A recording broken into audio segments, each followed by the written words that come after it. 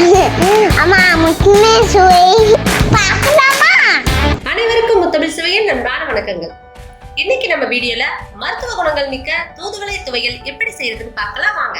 தூதுவளை துவையல் அரைக்க தேவையான பொருட்கள்: 1 கப் தூதுவளை, 1 கை உளுந்து பருப்பு, காய்ந்த மிளகாய் 5, இஞ்சி 1 துண்டு, பூண்டு 6 பல்லு, புளி சிறிய கோழி அளவு, தேங்காய் 3 பத்தை, உப்பு தேவைக்கு. தாளிக்க சிறிது நல்லெண்ணெய், கடுகு, கருவேப்பிலை. தூதுவளை கொடியில நிறைய முட்களோட இலைகள் இருக்கும். ஒரு கத்தரை எடுத்துக்கிட்டு இலைகளை வர கட் பண்ணி எடுத்துக்கணும். இலைகளுடைய பின்புறம் இருக்கும் முட்கள் ரொம்ப பெருசா இருந்துச்சுன்னா அதையும் நம்ம கட் பண்ணி எடுத்துக்கலாம். தூதுவளை இலைகளை நல்லா அலசி எடுத்துக்கோங்க.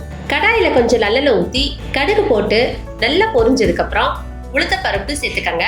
உளுத்தம் பருப்பு பொன்னிறமான உடனே பூண்டு, இஞ்சி, காஞ்ச மிளகாய், புளி, தேங்காய் எல்லாத்தையும் எண்ணெயில சேர்த்து வதக்குங்க. தேவையான உப்பு சேர்த்துக்கங்க. நல்லா வதங்கினதுக்கு அப்புறம் தூதுவளை இலைய சேர்த்து நல்லா வதக்குங்க. இலை நல்லா வதங்கிய உடனே கடாயை இறக்கி ஆற விடுங்க. இந்த கலவைய மிக்சியில போட்டு அரைக்க. தேவைன்னா நீங்க கொஞ்சம் சீரகம், கொஞ்சம் மிளகு சேர்த்துக்கலாம். நான் இதுல சேர்த்துக்கல. தேவைக்கு நீங்க சேர்த்துக்கிறதா இருந்தா சேர்த்துக்கலாம்.